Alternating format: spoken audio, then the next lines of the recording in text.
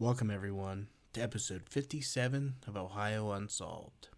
I'm your host, Matthew, and welcome to the first episode of 2023.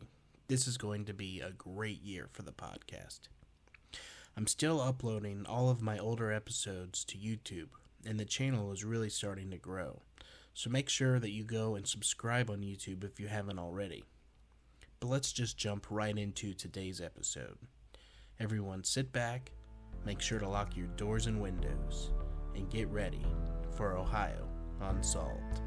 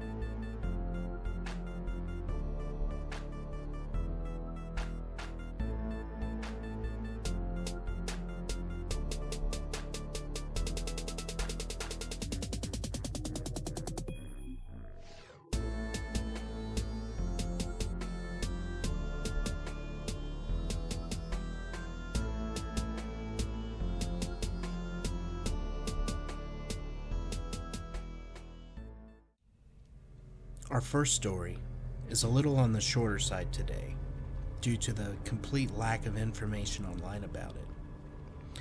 A listener named McAllen messaged me about covering this in an episode. I do apologize if I mispronounced your name. To help spread the word and hopefully get some help in solving this cold case. According to the police, the case is cold, but it is still open. Anything to help spread the word, and maybe someone listening will know more details or share it with someone that might know something. On March 22nd, 1979, the body of 12-year-old Judith Zagara was found in a wooded area of Fassett Street in Toledo, Ohio. The police said that her body was found on an embankment at the foot of the Conrail Bridge by a Conrail engineer who radioed the police as soon as he found her. The coroner ruled her death a homicide by strangulation, and that she was killed only 2 to 4 hours before she was found. The police did have a report of a man seen running up the embankment early that morning, but no one has officially been named a suspect. There were many people questioned during this time, but nothing solid came from it. There has also been some DNA work done, but there's no information that the police can share publicly. In the early 80s, 2 other girls were abducted, and the families of those girls suspect that the same man is responsible, but sadly there's no evidence to prove it. The police have recently confirmed that steps have been taken over the last 5 years to continue to investigate this case. There are people close to the family that believe that the Cook brothers are responsible for this murder, but the police questioned them at the time, but don't suspect that they were involved. And that leads me into my second story of today, the Cook brothers. Anthony Cook, born March 9th, 1949, and Nathaniel Cook, born October 25th, 1958, are American serial killer brothers who committed a series of at least 9 rapes and murders of mostly couples in Toledo, Ohio, between 1973 and 1981. Their guilt was established in the late 90s thanks to DNA profiling, after which both brothers were convicted and sentenced to long terms of imprisonment. Their killings began in May 1980, when the brothers attacked 24-year-old Thomas Gordon and his 18-year-old girlfriend in northern Toledo. They threatened the couple with guns, seized control of their car, and held them hostage. The Cooks drove the couple to the woodlands in Lucas County, where they shot Gordon. The brothers then raped the woman, after which they stabbed her and they fled the scene. The girl survived, but Gordon died. On January 3rd, 1981, Anthony and Nathaniel picked up a 19-year-old hitchhiker and Michigan native named Connie Sue Thompson. They drove Connie out to Lucas County, where they raped and subsequently killed her. The cooks then threw her body off a bridge into a stream, where it was discovered on January 17th. In February of 1981, Anthony lured 12-year-old Dawn Renee Bax into his car. Nathaniel soon joined his brother. The two men took Bax to an abandoned theater, where they raped and tortured the young girl for the next several hours. The brothers ultimately killed her, crushing her skull by hitting her several times on the head with a brick. On March 27th, Anthony attacked Scott Moulton and Denise Sidokowski, both 21, near a supermarket located in the city center. He took them both outside the city suburb of Oregon, Ohio, where he shot both after raping the woman. In this instance, he acted without help from his younger brother. On August 21st, 1981, Anthony, again acting alone, attacked Daryl Cole and Stacy Lynn Balanek, both 21. After raping Stacy, Cook used a baseball bat that he had found in her car to beat Cole, inflicting fatal brain injuries. He then killed Stacy in the same manner. Anthony hid the bodies in the trunk of the car. In September of that year, Anthony committed a crime in, quote, the rich part of the city, just 2 blocks away from the police station. Early in the morning, he confronted the passengers of a parked van, 21-year-old Todd Sabo and 20-year-old Leslie Sawicki. He then tried to rape Leslie, but she escaped and ran to call the police. She then called her father, Peter, a well-known businessman in Toledo, for help. Peter Sawicki arrived before police, and he was fatally shot by Anthony. Cook's fingerprints were found at the crime scene. Street informants told about him, and soon after, authorities found and arrested Anthony on October 14th, 1981. No evidence was found that could incriminate Anthony Cook in other murders, and so in 1982, he was found guilty of killing Peter Sawicki and sentenced to life in prison. After his brother's conviction, Nathaniel decided to cease his criminal lifestyle, and in the following years was arrested only for minor offenses. In the mid-90s, during one of these arrests, a blood sample was taken from him. Since both brothers left biological traces while committing the crimes, in 1998, DNA testing of the samples was carried out, which showed correspondence between the killer's profiles and that of the brothers. On February 13, 1998, Nathaniel was arrested and charged with the murder of Thomas Gordon and the attempted murder of his girlfriend. In 2000, the brothers accepted a plea bargain, pleading guilty to the murder of Gordon and describing in detail the other murders in exchange that they wouldn't be charged with them. Ultimately, Nathaniel pled guilty to killing Thomas Gordon and to being complicit in the murders of Dawn Bax and Connie Thompson. Anthony pled guilty to 8 murders, in addition to confessing to the murder of 22-year-old Vicki Lynn Small, committed on December 20th, 1973, which was never connected to the Toledo series. As was the deal, Anthony received a second life imprisonment term in April of 2000, while his brother Nathaniel received a sentence of 75 years in prison, with the possibility of parole after 20 years. Retired Toledo Police Department Detective Tom Ross said that he believed the murders were racially motivated, adding that several of the victims were stalked. All of the victims were white, and the Cook brothers are black. After spending 34 years behind bars, Anthony Cook filed a motion for parole in 2015, but he was denied and forbidden to file another one until 2025. Nathaniel, having served 20 years, also filed a parole application in 2018. Despite protests from the victim's relatives, the court, given the terms of agreement and the deal with the judge made in 2000, found no legal basis to prevent his release and granted the request. Nathaniel Cook was released on October 10, 2018, but his freedom is extremely limited.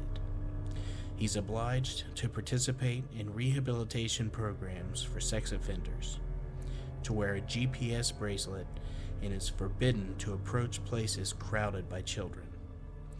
In 2019, information surfaced that he was living 200 meters from a school in Toledo. But after an investigation by police, it was found that Cook hadn't violated the rules and regulations and was let off.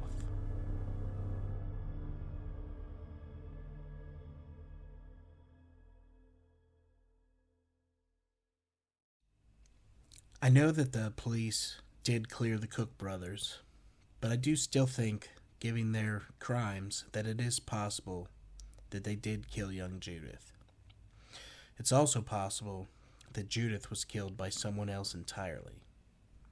We can only hope that someone in the Toledo Police Department, still working on the case, can find her real killer and he can finally be brought to justice. My thoughts go out to the family and friends of Judith. I truly hope that one day you get the answers that you seek. Now, I've got one more story for you guys today, and we're going to my favorite website, yourghoststories.com. As always, I will be reading from the author's perspective. I've always been very attuned to the spiritual realm, and my earliest memories from childhood include sensing spirits in various homes that I have visited. I have not experienced anything recently until a recent visit to my friend's apartment. She lives in an apartment on the second floor of an old, rundown apartment building in a small suburban town outside of Boston. I have visited the apartment one time before, 3 years ago, but I was going through a period of emotional turmoil and I was not focused on my surroundings. The apartment belongs to an elderly woman in her 80s that my friend is taking care of. My friend is living there as a roommate, but she also assists with caring for her. I do not have the ability to visit the apartment unless the elderly woman is in the hospital or visiting family, and while she allows me to visit when she is not there, she has severe social anxiety and does not do well with outsiders. Due to her health issues and incontinence, the house has an unpleasant odor. The apartment is square-shaped and dimly lit. The second that you walk through the door, there is a dining room table immediately towards your left, a narrow, square-shaped kitchen in front of you, and a large living room to the left. Off the living room is a dark, narrow hallway with a bathroom on the right, which is directly behind the kitchen, and 2 bedrooms, one to the left and one directly in front. The moment that I walked into the kitchen, I was immediately hit by a feeling that the atmosphere in the apartment was heavy and oppressive, like something bearing down on your shoulders and neck. It was not just because of the smell. Even when the windows are open, and even though the walls are painted white, the apartment has a dark, oppressive air to it that is absolutely suffocating. It is that feeling where your hairs on the back of your neck stand up, and you feel like there is a dark energy. I immediately felt that the apartment was haunted. Looking straight into the kitchen as I walk in, I stared at the wall at the back end of the kitchen, which was a dark, dimly lit corner. The overhead kitchen light is not working, so the whole kitchen feels very dark.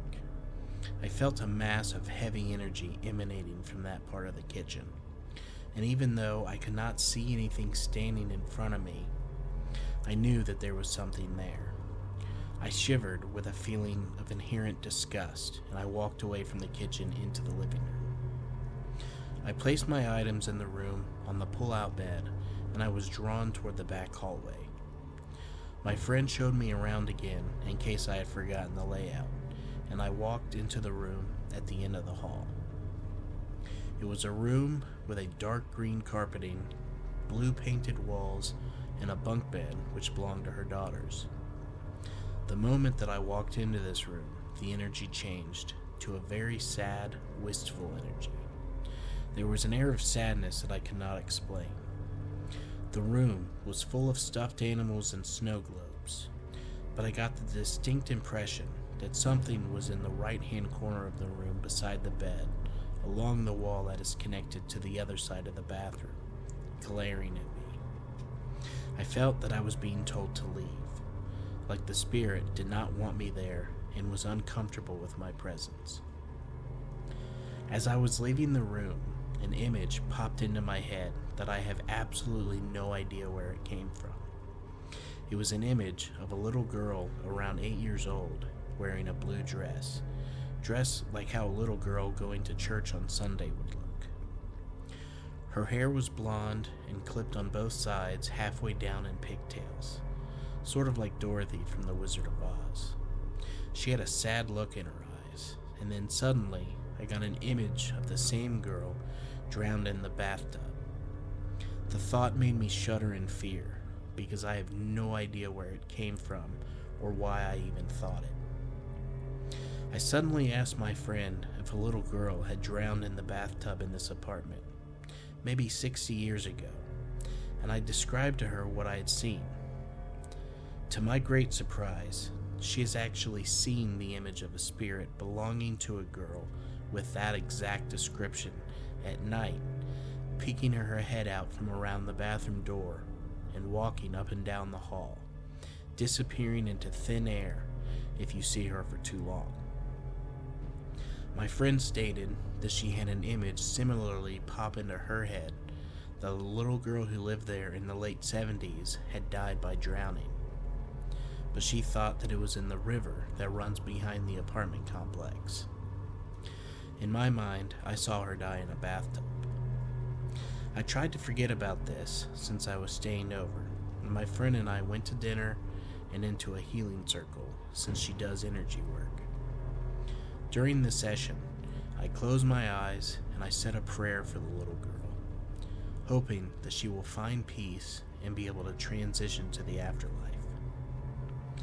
That night, I slept well, but occasionally woke up in the middle of the night and I felt a presence right next to me. I could not see anything and it was pitch black, but I knew that it was there. I kept feeling like my eyes were being drawn to the bathroom and that there was someone staring at me from around the corner of the door. It was extremely unsettling. Every time this would happen, I covered my head with the blanket and I said a prayer, and eventually I fell asleep. I feel as if she is trapped here and may have been abused, murdered, or committed suicide. Occasionally, since I woke up today, I have felt as if I saw something flit by me in the corners of the room, but when I look up, I do not see anything. I have also seen the window blinds move about even to where there is no wind, and items of mine seem to have been moved or misplaced overnight, only to turn up where I expected them to be after several minutes. My friend states that the room where her elderly roommate stays has a dark, demonic energy in it, and that this may be because this woman is a very unkind person who hates children and has attracted negative energy which is slowly enveloping the rest of the apartment. She wonders that if the spirit of the little girl is trapped here and is here to protect everyone from the negative energy in the other room. My friend has done energy work to cast out the negative energy, but it returns because it is attached to her roommate and not to the apartment, whereas the little girl is attached to the apartment. My friend also one time was meditating in the living room when she heard the voice of an adult woman whom she did not recognize, say, "Get out of here now," and it was trying to get her attention, not to demand her to leave, but begging her to leave, encouraging her to leave. She heard it as if it was a voice in the room, but was coming from up above, which did not make logical sense. When she heard the voice, she instinctively looked up. I could not live here, because even though there is less negative energy today, I do not feel alone in any room, and I feel as if I am persistently being watched. The bathrooms seems to be the center of all the energy, and I do not like going in there for any longer than I need to. I have taken photos of the apartment and will attach them in the comments if anyone wishes to see. I wonder if anyone can sense any energy from the photos or indicate what they feel is happening here.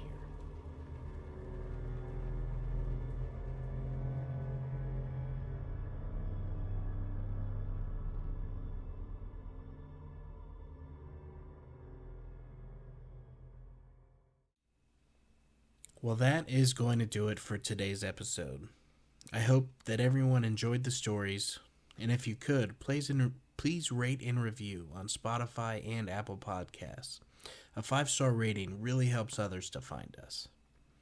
Don't forget to join us on Facebook, follow us on Instagram, and subscribe on YouTube.